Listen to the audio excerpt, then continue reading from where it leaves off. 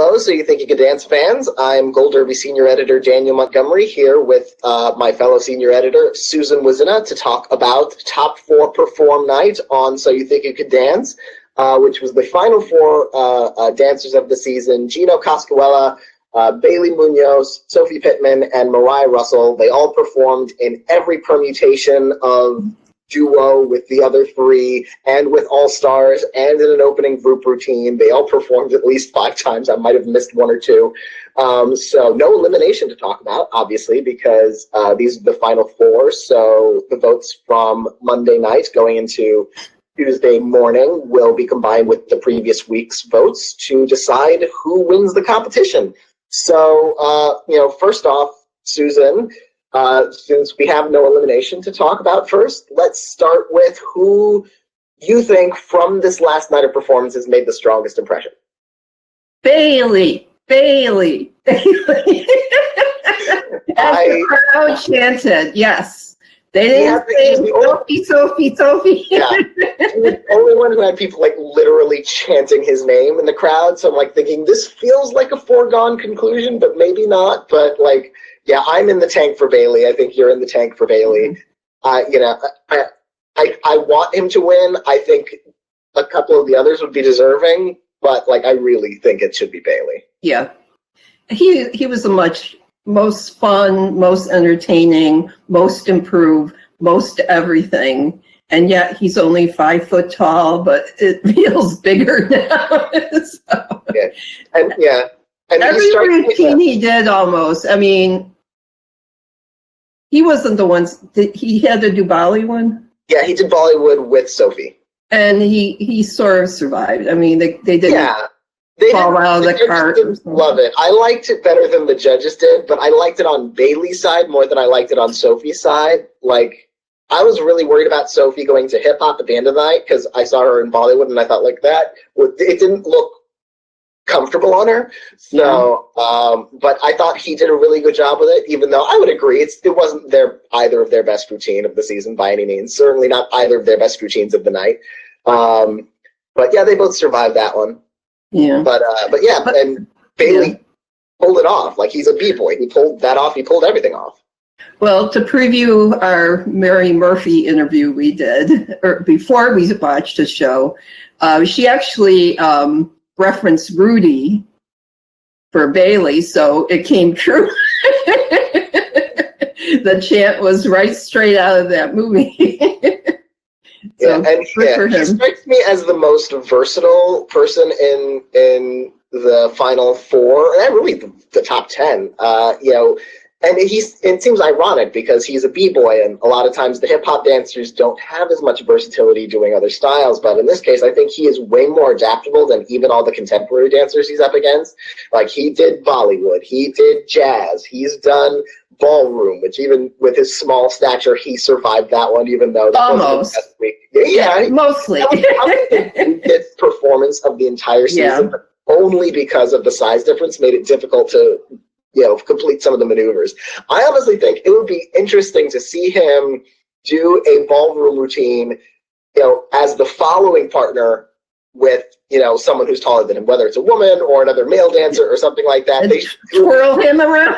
Yeah, he'd be amazing at it. Yeah, he would spin around like a feather. I mean, nobody would, he probably weighs 80 pounds. So. Yeah, so so they should I would love to see him and Kiki do some kind of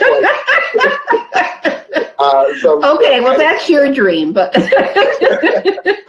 I just think it would have been fun. It doesn't have to be sexy or romantic. It can just be really fun dance with these 2 dancers, or a taller female dancer. Have Sophie Pittman lead him in a routine. It'd just be a different thing. Yeah. So his gender isn't necessarily determining of how he does in a ballroom routine. Just because he's the man, he has to lead, even if he's not the right size for it with his partner. They should let him, follow. Well, I loved him dancing with comfort, and that style. I've never seen that kind of style of hip hop, and it was great to watch both of them. And then I loved him partnering with Gino, talking about two men. I think that may be one of my favorite routines of the whole season, just because they were great together. And they both, and I think you said in your recap that, Bailey gave him showmanship and he gave him more technical styling, because obviously they probably helped each other. And it was just a great, strong pair. I mean, better than they are with maybe the women. So I could just watch them all season. So. I loved it when they joked Bailey joked during their clip package, just like, maybe we're the new couple to beat. And then after their performance, Mary's like, yeah, you're the new couple. You are. Yeah, and I they were just so sweet during that whole clip package where they're like, oh, like Gino literally said, our chemistry is undeniable. And I was like, oh, so sweet. And I've talked to you about this. I have the one, like, people will yell at me for being an SJW on the internet, but I always think that when they have two men dancing together, whether it's So You Think You Dance or Dancing with the Stars has one of their trios or something where men dance side by side, they always make it a kind of romantic rivalry thing so that they're both into the same woman or something. And I'm like they don't have to no homo every male dance. Like they can, it doesn't even have to be a romantic dance between the two men. You could do some other kind of affection where it's not all about these two men are straight and they're dancing about their straightness. It could be a brotherly kind of performance, or friendship, or a father-son, or which we've seen before. I think Jim Nowakowski a few seasons ago, and one of the All-Stars, they performed a very tender routine together. That wasn't it wasn't about sexual tension or anything like that. So I really think helping someone get through something, which is a theme throughout. So You Think You Could Dance history. It's just two males. So And we even see that in some of the mixed gender ones, like Mariah and Robert Roldan, the Monday night show. That wasn't a romantic dance. He was playing the Path of Life or something, and she was on the Path of Life or something. Yeah, I don't know how you play the Path of Life. I don't think the Path of Life dances very much, but that's just me. It was a very abstract concept, but it was emotional, and it came through on stage. So that's just my little bone to pick with whenever they have men on stage dancing together. They always have to make sure everyone knows this is not gay, this is not gay. And I'm like, you don't have to protest so much. You can just have men dance on stage together because they can be really good, as Bailey and Gino were. But how scared were you when they said, and we'll start off with an ode to cats, and you're like, that trailer. No, they're not going to dress them up in fur. I was looking for tails. I was afraid of tails. I was worried that they were going to use some kind of that the TV audience can see some kind of visual effect that would make them into cats or something. I'd be like, please don't, please don't, please don't. Luckily, it was just human dancers dressed like humans with sort of cat-like movements or cats-like movements. I don't think cats actually dance like that. Only in cartoons. Yes, only in cartoons. But they were dancing to the music from the musical, so I thought that was a really lovely. Actually, it was better than the trailer to the movie because it was much more, less scary, basically. Yeah, low bar to clear. And a lot more classy. And the outfits were nice, and the lighting was nice, and I just calmed down pretty quickly. Yeah, so. and obviously it's a stage musical, so originally, so it feels very at home on a stage, So You Think You Can Dance, in a way that judging from the trailer, I don't know if Tom Hooper figured out how to translate that quite onto the screen. We'll see when we see the whole thing, as we all surely will, and in midnight cult viewings for decades to come. Well, I think it'll probably, if they still had midnight movies, that would be like the new Rocky Horror, maybe. We'll see. Yeah. And people will come to the screenings at midnight dressed as all the dressing cats. Like the cats. I see that happening. We need to patent this idea right now. Anyway, we're getting off subject. I'm sorry. We should talk. Oh, no. Off subject is fine. There's so many subjects in this episode, because everyone danced with everyone else, and I love that about the last show of competitive show of the season, where we get to see them on their own with different people they're competing with. So we get to see all these different kinds of chemistry, all these different kinds of relationships that they portray in these dances, and see how well they do when they're with their original partner and when they're away from their original partner. Do they do better? Do they need their partner to really prop them up? I would say they all did well on their own. Some of them, as you said, better than even with their original partners. Sophie and Mariah's hip hop performance. That was her best. That was one of Sophie's best performances. One of her most, personality expressive performances. I thought that one and her performance of her contemporary with the All-Star, whose name I am Marco. She danced with Marco for her, and which was a very emotional piece. I thought that was the most emotion I've seen from her for most of the season. So I really feel like she came through in this episode in a way that she hasn't in previous episodes. I know we're a little divided. Like, she's not either of our number one favorite this season, but I'm more appreciative of her than you are. Just because. Don't make me sound like a bitch.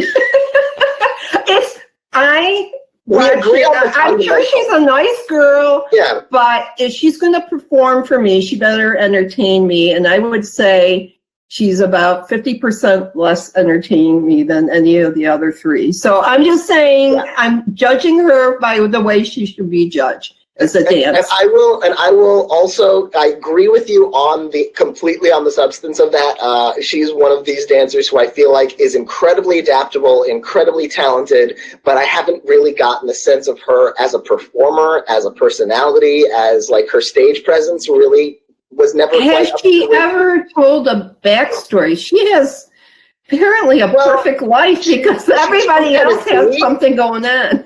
I gathered that she's from Tennessee. That's the most that I remember from the episode. All of the backstories sometimes blur together, unless there's something very specific. Like, I remember just from last week or the week before, Gino's brother's in Mean Girls in the dancing company for that musical.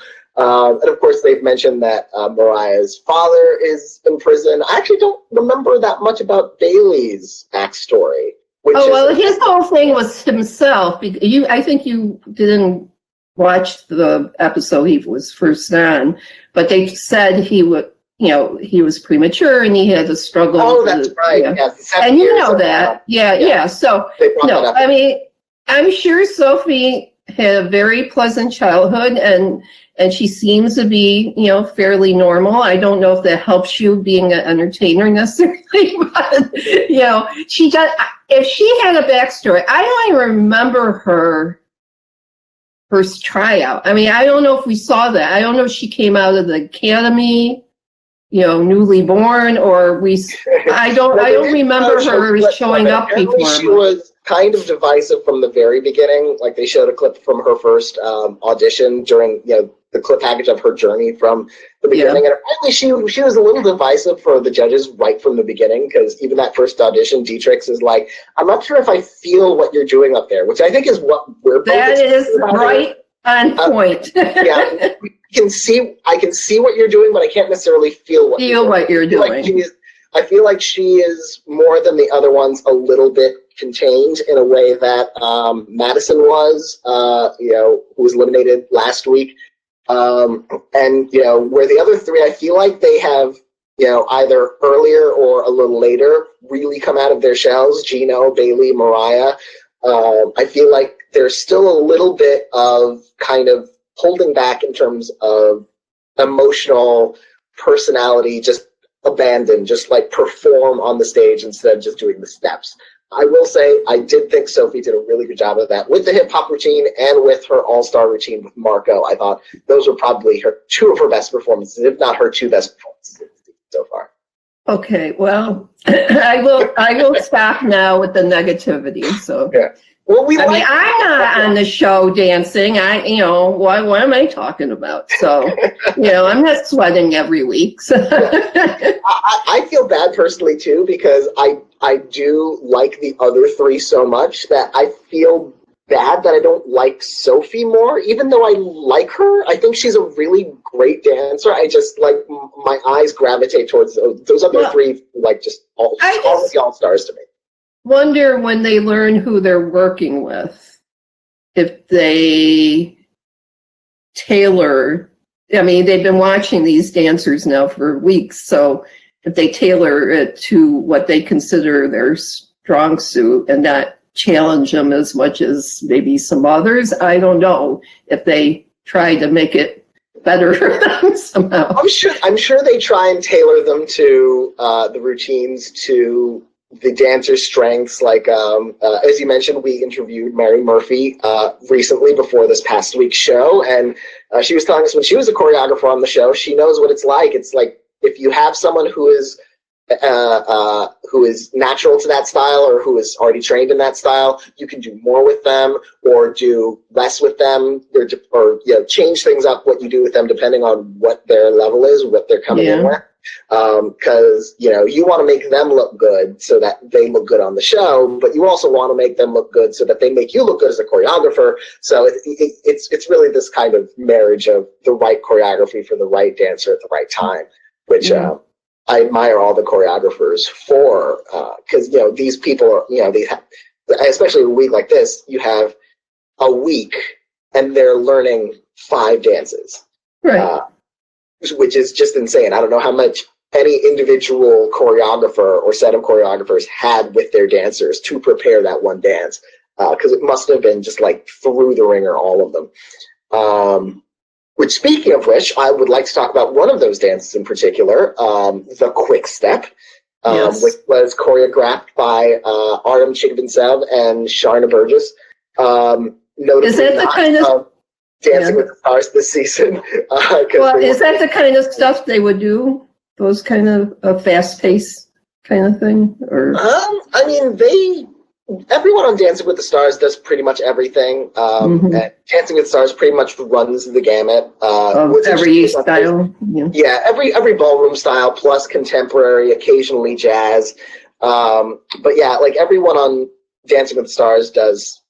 Interestingly, even though the celebrities on Dancing with the Stars are much less proficient at dance than most people on So You Think You Can Dance, we see quick step on Dancing with the Stars a lot more often than we see it on So You Think You Can Dance. And I don't know, I think we should see it more on So You Think You Can Dance, because sometimes the best celebs can handle it. And I think, the pros or the contestants on So You Think You Can Dance are so advanced relative to that. Let's start some more quick step. Well, they're also younger too, most of them. So they have less mileage on their body, so you can do things that you couldn't do at age 40 maybe. But they were talking about how this dance is usually the kiss of death, everyone gets eliminated after doing this dance, and I thought Gino and Mariah did a good job with it. It was sort of like the Bollywood routine with me, where I'm like, it's neither of your best dance of the season or of the night, but you both did well with it. It's difficult, and you survived, and good for both of you. And crack a rib or anything. Yeah, and it wasn't embarrassing. That's get through it on your feet and not noticeably trip up any of the footwork, and even if it's a little rusty in places, because obviously neither of them is trained specifically in ballroom or in quick step specifically. So I think they did quite a good job for that. Right. Well, it's interesting because I did ask Mary Murphy about why only one winner has ever come from the ballroom style. And she basically said, they don't do, a hip hop guy could do, contemporary, or a girl ballet dancer even could do jazz or whatever, because it's just different muscles or something, but it's not that different. But ballroom, they do ballroom. They do all the styles of ballroom. So that's why they have Dancing with the Stars, I guess. I would like to see more ballroom on So You Think You Can Dance, just to make, because we see there are so many contemporary dancers and they do so many contemporary dances on the show that it's like, okay, well let's have a little bit more ballroom to push the contemporary dancers and also to show more variety of what dancers can do, and give people like Ezra Sosa, who I think was phenomenal. You know, more opportunities to perform the thing that he's most trained at and good at. Yeah, so I'd love to, and I think the other dancers could handle it. You know, to see more combos and. See, unlike Sophie, I'm sure she's a nice lady, but Ezra I felt, you know, he came on the show to help his sister go on, and then they just recruited him too, and that happens sometimes. But, you know, and with Jordan, he was just great. I mean, he really, I think, helped her do better than she would have with maybe somebody else.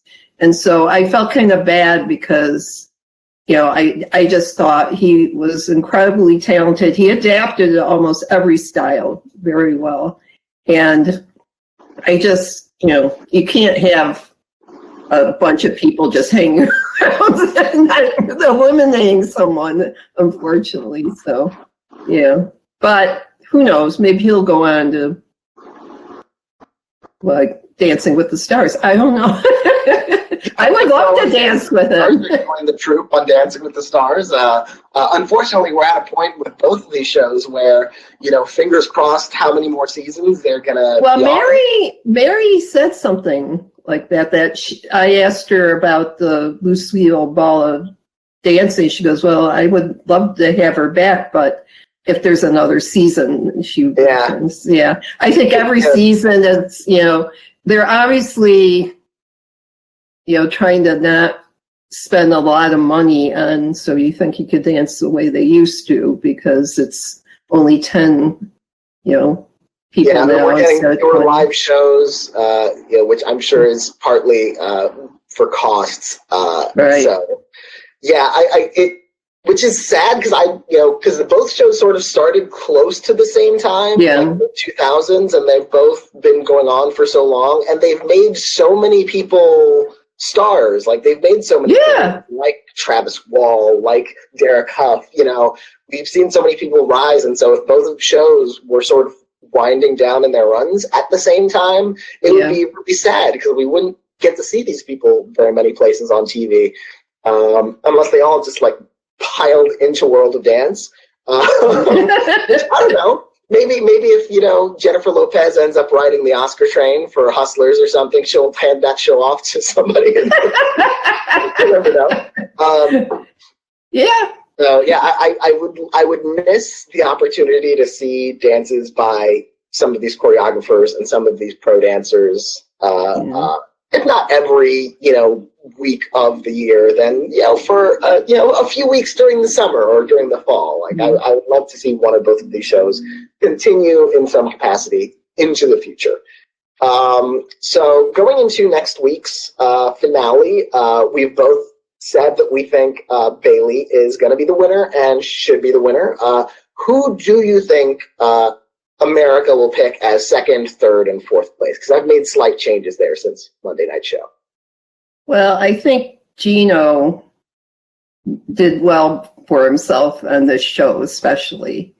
And they gave him some great, you know, shining moments, I think, especially with Bailey and what he did. So I think he'll, unfortunately, you know, Mariah was in front on our prediction site for a long time, but I think dropping that hat was, was kind of, something happened there, something magic, you know, happened there that she's and suddenly... what's funny is how many performers had hats during their dances last night, and they were fine with them. I felt like it was almost they had tape, you know that. Yeah, everybody had tape on their head. To their heads. Yeah.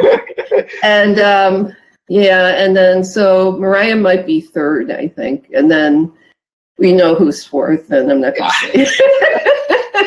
I have the same. Before this week's show, I had Bailey winning, then Mariah, then Gino, then Sophie, and I flipped Gino and Mariah. So now I have Gino in second place, Mariah in third place, and Sophie in fourth. You know, Mariah is so great, but I feel like she and she was phenomenal on Monday night, but I feel like she was never quite as good without Bailey as she was with him. Yeah. Where Bailey has really kind of kept up the just this show stopping quality, no matter who he's partnered with or if he's alone, even doing a solo. Oh my God, his solo. I don't know. It's like the camera speeds up or something when he's on the stage. He's just, I could watch him all day. So they don't even have to bring the other people on tour. Just the Bailey show. He can dance all the parts like at the same time. He can do like a group routine alone. He's just like a one-man dance band. Yeah. And it's ironic if it should happen the way we're both predicting now, that the two men will finish at the top, because last season it was exactly the opposite, where you had 3 girls and 1 boy in the final 4, and the boy, Avik, finished 4th, and then the top 3 were all women. So, it's kind of nice that it can go back and forth every year to have such a kind of wide variety of potential winners every year. What are you looking forward to in the finale besides who will win? Well, I guess they'll bring back all-stars and things, right? So, if my favorite contestant ever was Mark from Hawaii, who went on to dance with Lady Gaga. Like, if they bring back Lady Gaga and Mark together, that would be amazing. But I think she's probably busy. She might be, yeah. But they're going to do their favorite routines, right? So I'm looking forward to seeing the girl from Ipanema thing again with the boys. Yeah. And what routine would you like to see again? Oh, I want to see the one that stood out to me instantly, and it just has stuck out to me the whole time, was that first hip hop routine by Bailey and Mariah, the one on the motorcycle. The motorcycles, okay. That was an instant star-making moment for both of them. That was when they both became the couple of the front runners to win to me. Yeah. So I would love to see that again. I would also love to see something that we didn't see during the live shows. I would love to see. Because I'm sure they're going to bring back the rest of the top 10 to do something. I would love to see Eddie Hoyt get to do a tap dance number, yes, with Gabby. I would love that. To see. Well, hopefully we should have asked Mary that, but we ran out of time. Well, hopefully she's watching. Mary, call the producers. Get Gabby and Eddie together for a tap routine, because it would be great to see him do the thing that he's good at, that he made them cry during his audition.